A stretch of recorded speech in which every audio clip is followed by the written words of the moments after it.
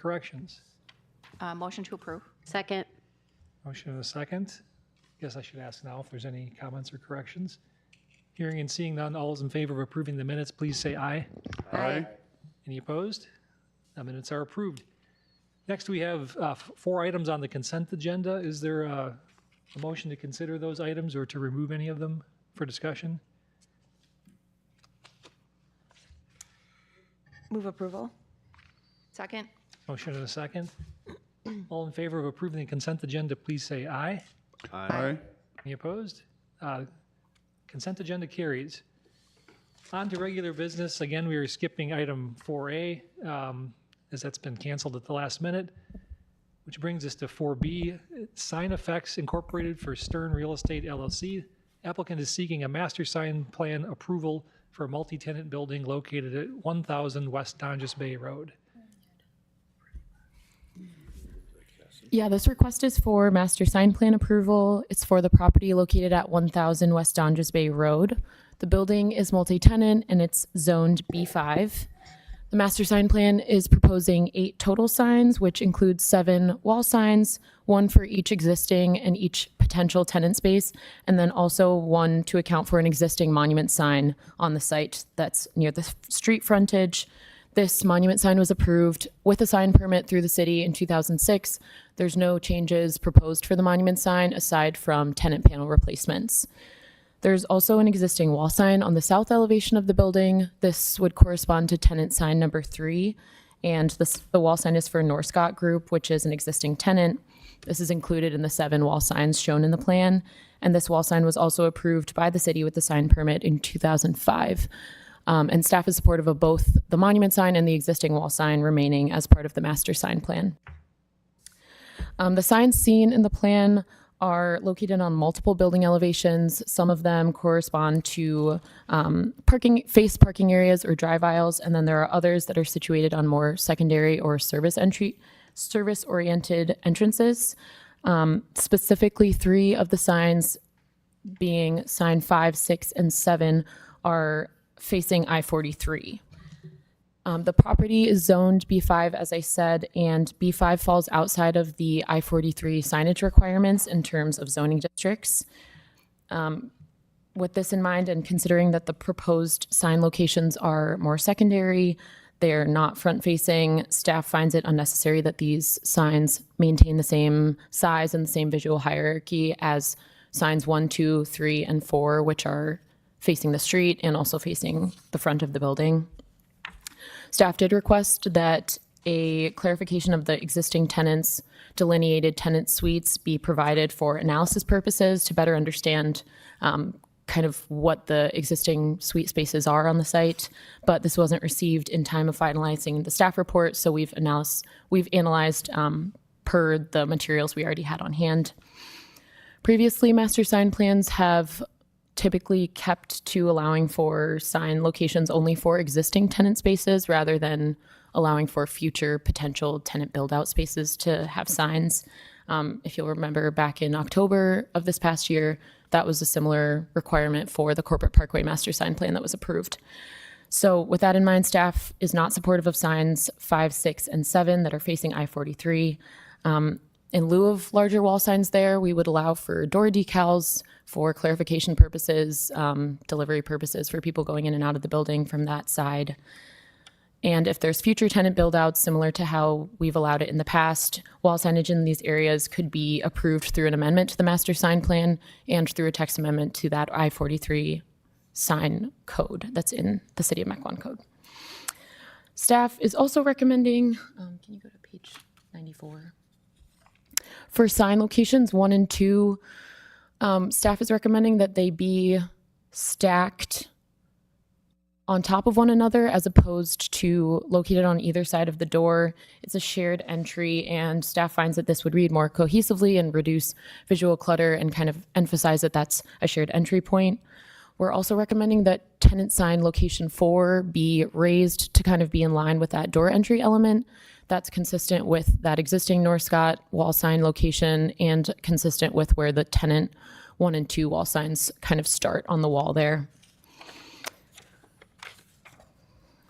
In addition to the location layouts, there's also some general standards that the master sign plan proposes. I want to note that the staff report incorrectly states that the maximum letter height is 20 inches. That should be 30 inches, which is what the applicant is requesting, and staff is supportive of that.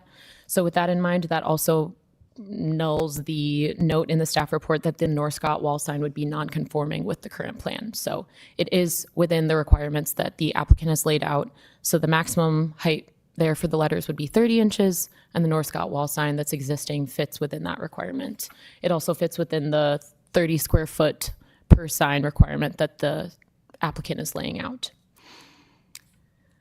Corporate branding, logos, and colors are to be permitted, which is typical, and logos should be included within that 30 square feet maximum allowable sign area.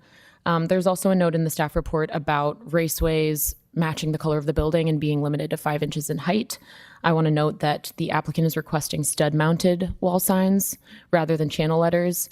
So that would only be applicable if they decide to move forward with channel letters. Staff's okay with channel letters or stud-mounted wall signs. So with that in mind, staff is supportive of the master sign plan with all of the conditions stated. Just for clarification purposes, we are striking condition number 7, which is regarding that Norscot wall sign being non-conforming. And condition 6 should be edited so that it's a maximum of 30 inches for the letter height to be allowed here. And with that in mind, staff is recommending approval of the master sign plan. I was going to ask, is there anyone here representing the applicant for this item? If there is, you can come up and take a seat. If there's not, we can move on and ask if there's any questions from the commission. Commissioner Parrish. For the signs you removed, like 4, 5, 6, 7, will there be any identification then for those tenants? Or are you just saying they can do decals? Yeah, above their door? we recommended that they do decals there. If you'll see, I think it's the page. Like above or below will here. their guests and deliveries and everyone Right. know like where to go for those tenants? Yeah, we appreciate their. Hard turnaround back there, so you Yeah. want everyone that doesn't need to go back there not to go back there. Right. It's from what I can tell and from what my understanding is of the building from previous floor plans that we pulled, this doesn't seem like an area intended for customers to be going in and out of. So to have a 30 square foot sign there seems a little unnecessary, which is kind of why we appreciate that there's some identification needed for employees or, people coming and going to make deliveries, but that larger 30 square feet that's going to be allowed on the front of the building is likely not as necessary. So if they ask for a smaller sign, would you say yes, or is it only decals? I guess it'd be helpful if the applicant was here to speak to that. We kind of proceeded with the decals as a middle ground and haven't heard otherwise. They can always come back and amend the master sign plan too. If there's more info available on who the tenants might be, I think right now all we know is it sounds like subdivided warehouse space. Yeah, we asked for a new floor plan that kind of showed how many current tenant spaces actually exist. Again, like I said, that wasn't received in time, and we went off an existing floor plan that we had from previous years, which kind of looks like that whole back area is one larger warehouse space. Obviously, there's potential that might be separated out in the future, but that can be approved, on an as-by basis if and when there's future lease interest in those areas. And considering it's somewhat unique facing I-43 and B5 is outside of that I-43 sign code, it'd likely mean more of an approval process for them to get larger signage there anyways. Yeah, thank you. Good job with the write-up, and just let them know that, we would maybe reconsider a different modified, more reasonable sign plan. Yeah. So, Any other questions from any of the commissioners? For a motion? This isn't our applicant, is it? Don't think so. you with the sign company? Oh, okay. You almost missed You're your window. just in time. You can have a seat. Yeah. No, wanna no, sit no, up no, no, over here. Not back there, yeah. You get a special seat.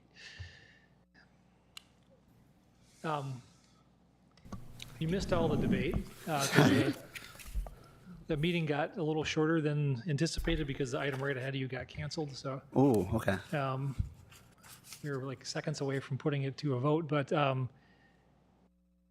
I'll bring you up to where we're at. It's everything that's in the report except staff realized there is an error in condition 6 with the height of the lettering, so that can be corrected to 30 inches, and it also negates the need for condition 7 that states the sign is non-conforming because it actually is conforming.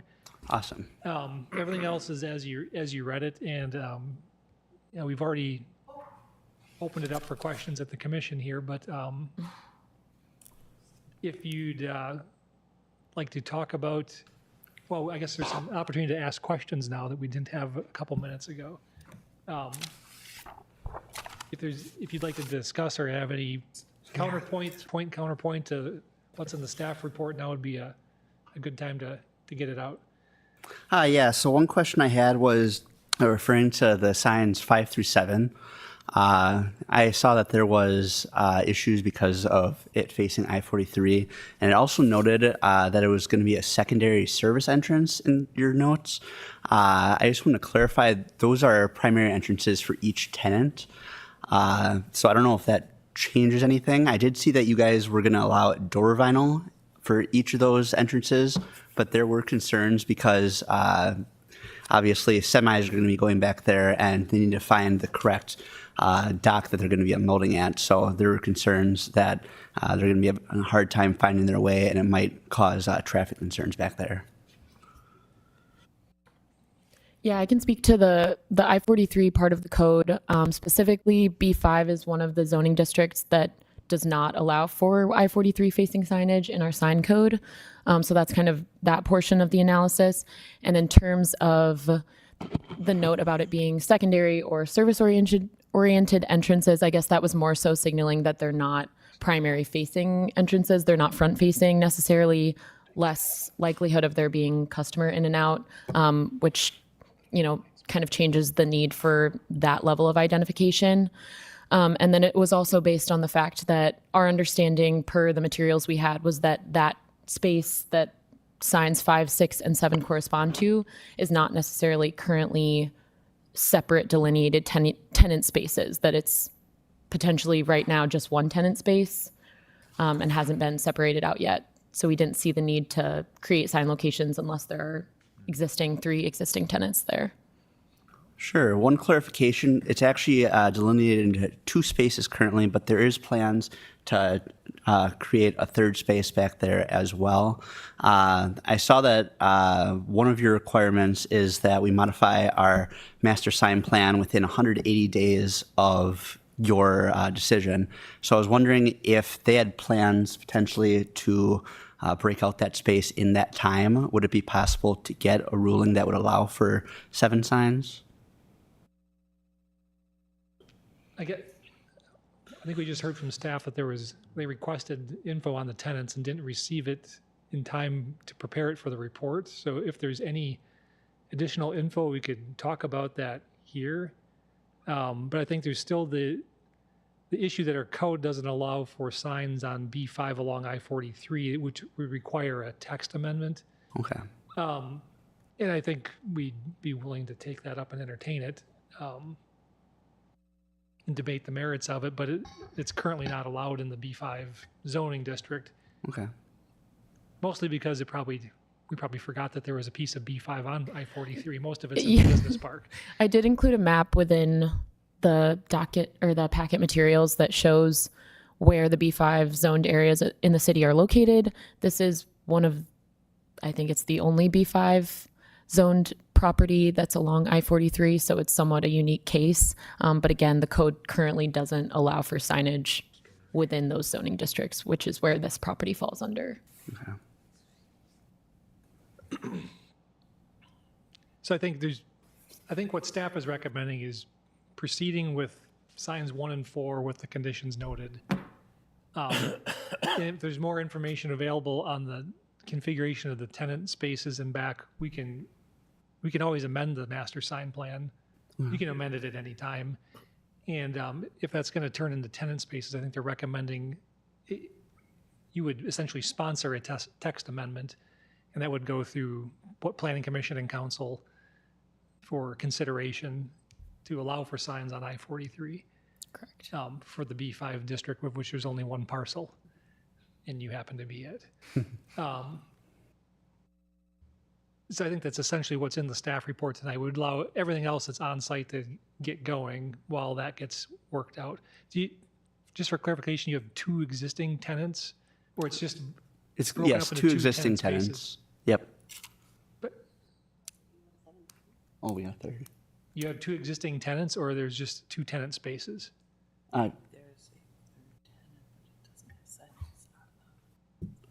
There's a third tenant now, apparently.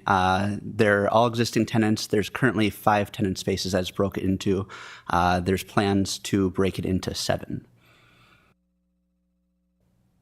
I'm referring to just the portion in back for the signs 5, 6, and 7. Are there any existing tenants there? Yes, at the present time, there And- is a tenant located at the space identified as sign location 7. That tenant currently is not, has no signage there.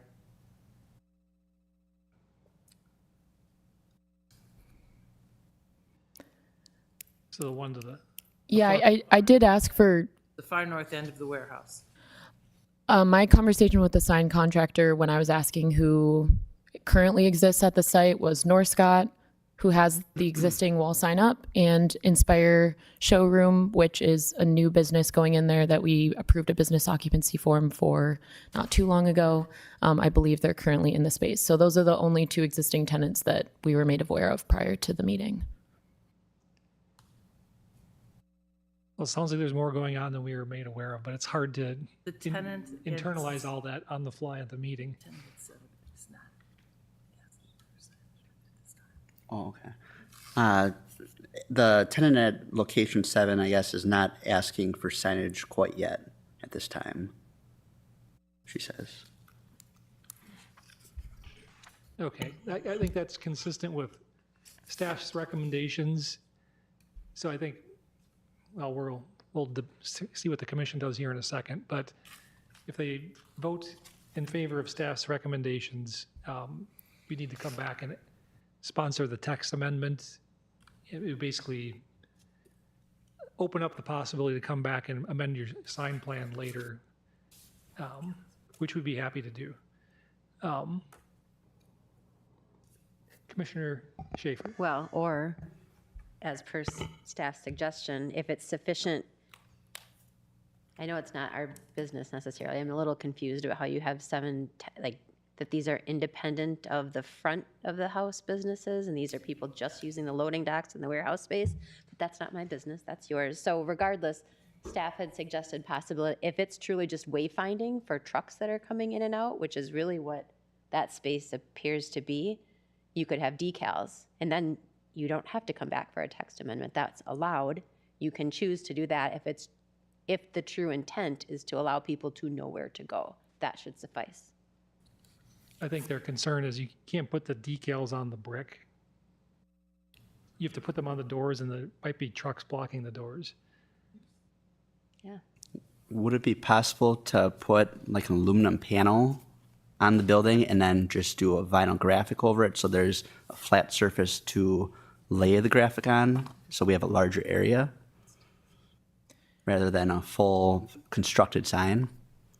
I feel think- like that is still a sign. Yeah, per our definition, even a backing panel would still be considered a sign and still fall in that category of wall signage that's currently not allowed per the I-43 code. I think it still pushes us back to the text amendment.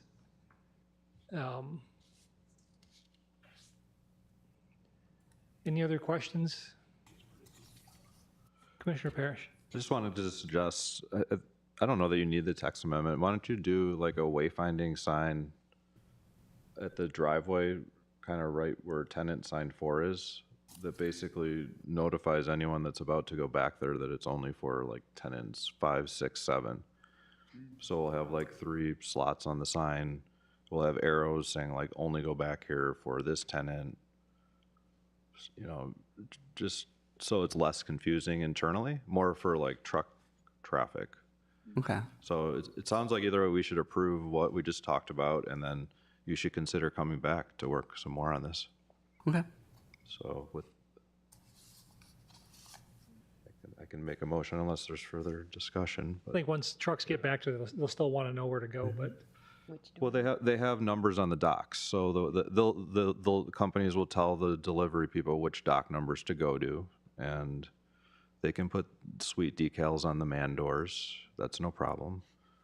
That's what staff said you could do, so go ahead and do that.